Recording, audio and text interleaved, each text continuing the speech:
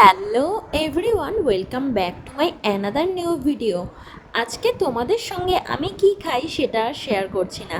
আজকে তোমাদের সঙ্গে শেয়ার করছি আমাদের ছাদের বাগান। ছাদের বাগান মানে ছাদ বাগানের মধ্যে আমরা কি কি রকমের ফুল গাছ লাগিয়েছি, তাতে কি কি রকমের ফুল ফুটেছে, সমস্ত কিছুই ভিডিওটার মধ্যে শেয়ার করছি। তোমরা অবশ্যই জানিও যে তোমাদের এই সমস্ত ফুলের মধ্যে কোন ফুলটা সবথেকে বেশি পছন্দ হয়েছে। তো চলো ভিডিওটা কন্টিনিউ দেখতে থাকো। আমাদের ছাদেতে মোট 3 ধরনের পর্তুলিকা ফুল রয়েছে। একটা হলুদ, একটা গোলাপি, আর একটা ঠিক দুধে আলতা টাইপের কালার। তো ওই ফুলটা আজকে ফোটেনি, সেই কারণে দেখালাম না। আর এই দেখো গোলাপি কালারের জবা ফুল। তোমরা কি এর আগে কখনো গোলাপি কালারের জবা ফুল কোথাও দেখেছো? যদি দেখে থাকো তো সেটা অবশ্যই কমেন্ট করে জানিও। ছাদের মধ্যে অনেক অনেক বেশি পরিমাণে রয়েছে অনেক রকমের জবা ফুল গাছ। এই একটা থোকা টাইপের জবা আছে, আরও একটা আছে যেটা হয় গোলাপি কালারের।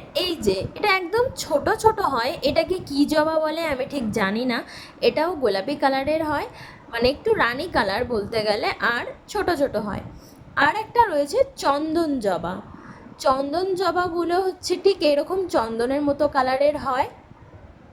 আর এইদিকে একটা ড্রাগন ফল গাছ লাগানো হয়েছে, গাছটা একটু বড়ও হয়েছে, সেটা তোমাদের সঙ্গে শেয়ার করলাম।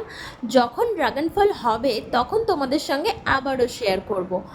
আর তোমরা যদি এই ছাদ বাগানে কী কী রকমের গাছ আছে সেটা দেখতে চাও তো অবশ্যই আমাকে কমেন্ট করো।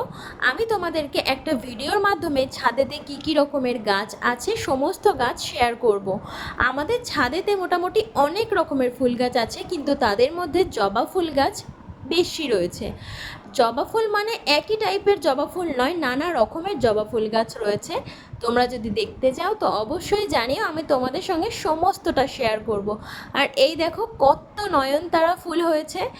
ছাদের মধ্যে কিন্তু বেলি ফুল গাছও রয়েছে। এই গাছটায় প্রতিদিন অনেক ফুল ফোটে, কিন্তু আজকে একটাই ফুল ফুটেছে।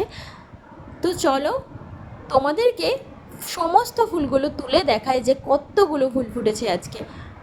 ও হ্যাঁ, তোমাদেরকে তো বলাই হলো না যে আমাদের বাড়িতে কিন্তু একটা স্থলপদ্ম গাছও রয়েছে, সেটাও তোমাদেরকে একটা ভিডিওর মাধ্যমে শেয়ার করব।